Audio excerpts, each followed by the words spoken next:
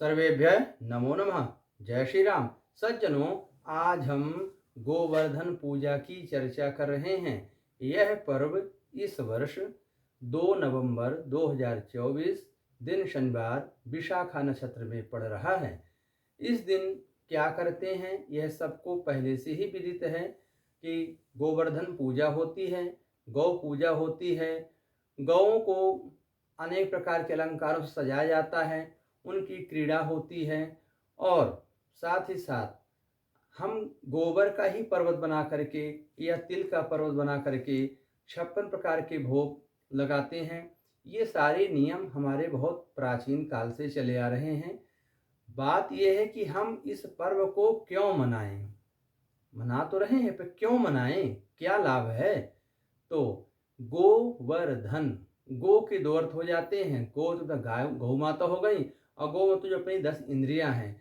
तो इस दिन जो गौ का पूजन करता है, गोवर्धन की पूजा करता है, भगवान श्री कृष्ण की पूजा करता है, तो उनके घर में गौवंश की वृद्धि होती है, धन की वृद्धि होती है और उनकी इंद्रियों का बल बढ़ता है। इंद्रियां ईश्वर की ओर उन्मुख होती है, अर्थात भगवत प्राप्ति की जो पराकाष्ठा होती है वो हमें सहज ही सुलभ हो जाती है, प्राप्त हो जाती है।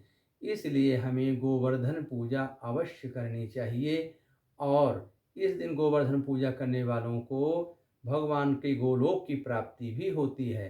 तो यथासंभव जितने प्रकार के व्यंजन हो जाए, कम से कम तो 8 प्रकार का व्यंजन होना ही चाहिए, क्योंकि 7 दिन होते हैं और 8 सते 56, ये 56 प्रकार के व्यंजन इसमें पूरे हो जाते हैं। इसलिए हमें 8 प्रकार, हमारे पास व्यवस्था नहीं है तो 8 प्रकार के फल या कोई पकवान, कोई भी भोजन खाद्य पदार्थ हम 8 प्रकार के रख करके गोवर्धन भगवान की पूजा करें, दीप दान करें, गौ माता की पूजा करें, गौ के निमित्त भी एक दीपक जलाएं, उनको भी अनेक प्रकार के व्यंजन कराएं, अलंकारों से सजाएं।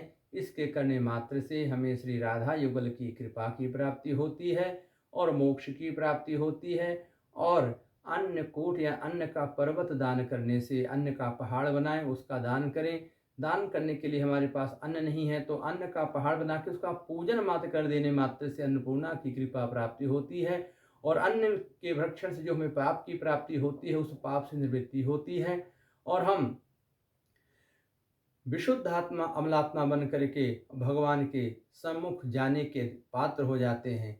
इसलिए हमें गोवर्धन पूजा करनी चाहिए, अपने इंद्रियों की पुष्टि के लिए, पापों के विनाश के लिए, अन्न के दुरुपयोग से होने वाले पाप के दुष्प्रभाव से बचने के लिए, गौ माता की कृपा और धन वृद्धि, भगवान नारायण कृष्ण की कृपा प्राप्ति के लिए यह पूजन परंपरागत से भगवान को समर्पित है।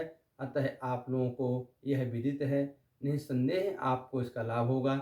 इस पूजन को, इस पर्व को अवश्य मनाएं और लोगों को भी सलाह दें, जिससे यह हमारा सनातन धर्म पर्व हमेशा हरा भरा रहे और हम भगवान की कृपा के प्राप्ति बने। अगले वीडियो में भ्रातृ द्वितीया अर्थात भैया दूज के विषय में आपको बताने की कोशिश करेंगे। जय गोवर्धन, जय गौ माता, जय श्री राम।